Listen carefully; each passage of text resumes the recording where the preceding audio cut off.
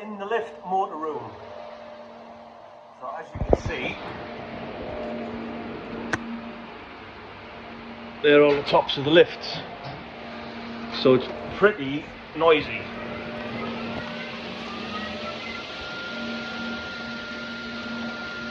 So 4-core 150 FP600. It's a 63mm S gland. We measure it now. Little piece of scrap, 2.5.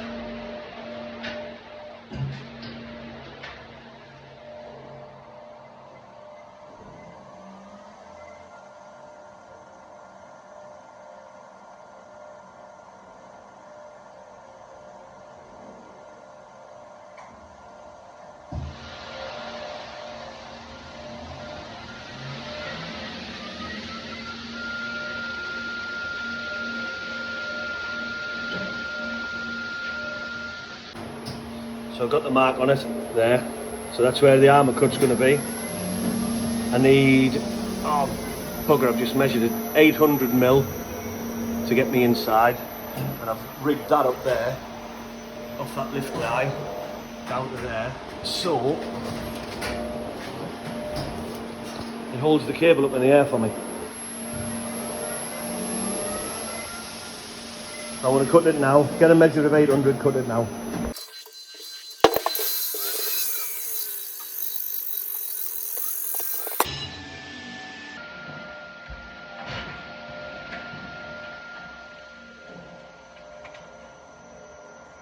Lemon squeezy.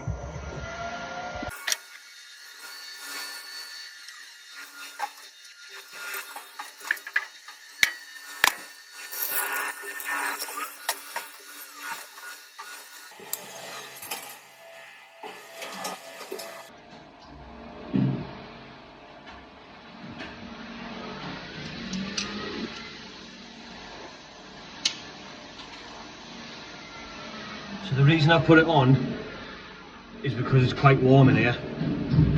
So this PVC is really flexible. So it'll just bend the fish hooks out all day.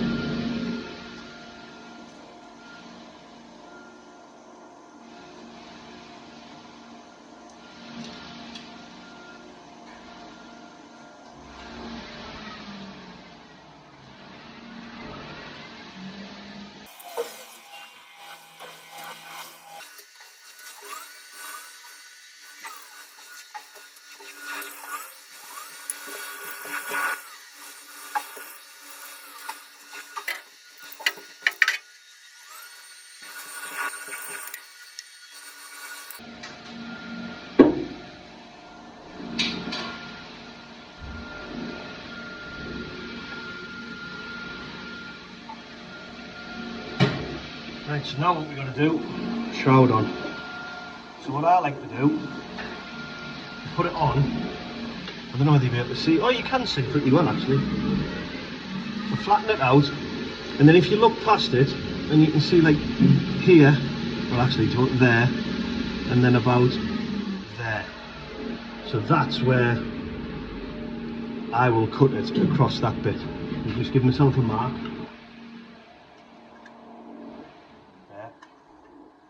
And then instead of just cutting a straight line, cut it slightly curved line, try and follow the curve of the cable. See if I can do it while it's up there. So I like that down and then come back up.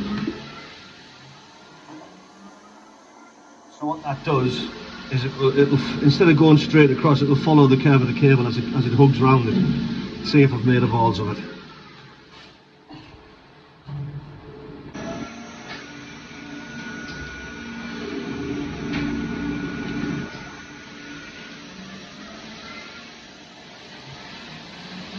It's a nice tight fit, provided you don't go mental. So now, back to the exhaust cutter.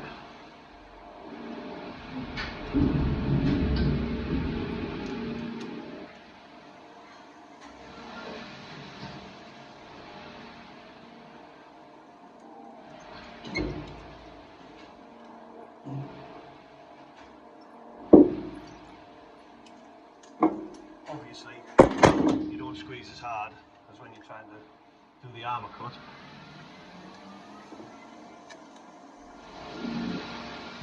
But it gives you a nice, watch, it's just a nice straight cut all the way around.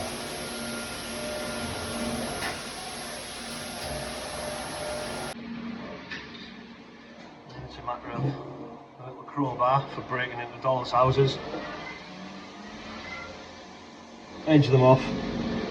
Don't have to go far, because obviously your cone is less of a taper at this size.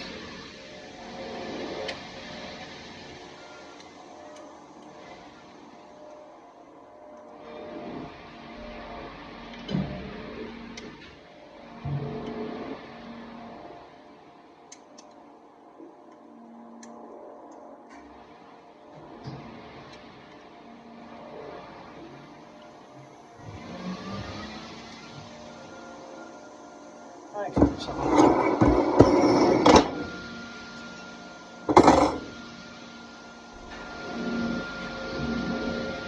There we go. Strap it in there.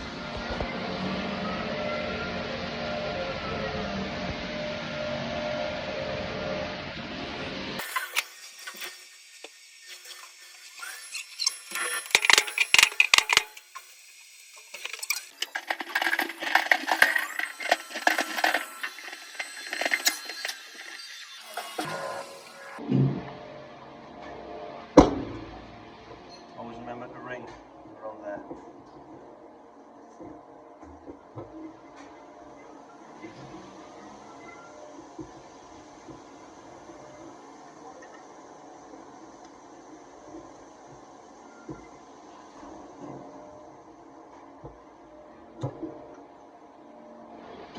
Right, time to get it in. There's been a little bit of damage to this cable as it's been pulled in, I think. So I'm going to have to come underneath that. So the cut is going to be there, which is about right. So they've been very, very lucky. I almost forgot we're on the terminator. Now we've got the other one in. So this is the secondary supply that goes onto the back. One of those ones there. I just marked L1. I'll get EMU on the job.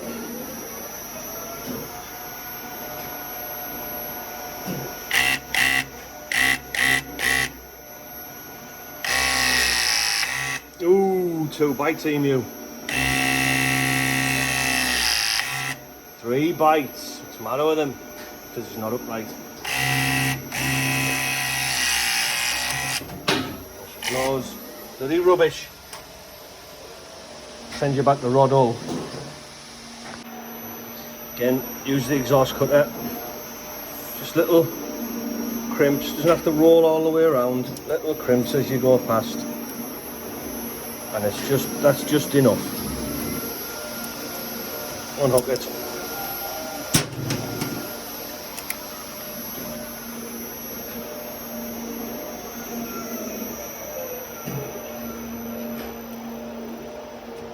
There we go. Nice and straight all the way around. And then in the other video with the crimper, with this only being a 4-core 150, you can sort of do it with your grips really. Just give it a squeeze and see it separates it, look.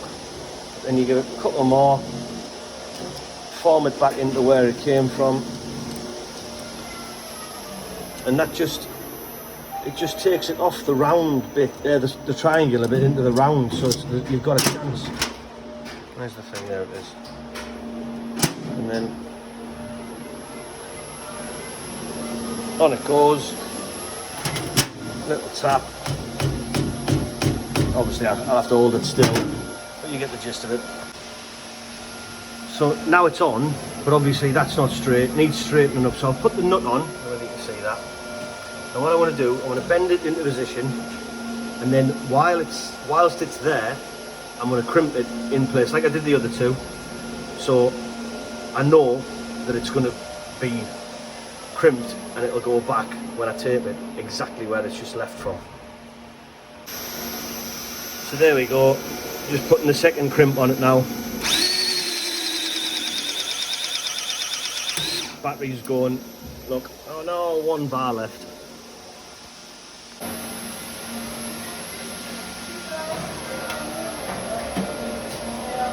There it is, all finished. You might have been able to do something else with those cores, but I couldn't see what you could do, so it looks like a bit of a jumbly mess. But that's just the way everything fell, I'm afraid. Well, that earth needs straightening up, doesn't it? I'll do that before I hand it over. But that's it, 2 4-core 150s, FP600 and a 70mm earth.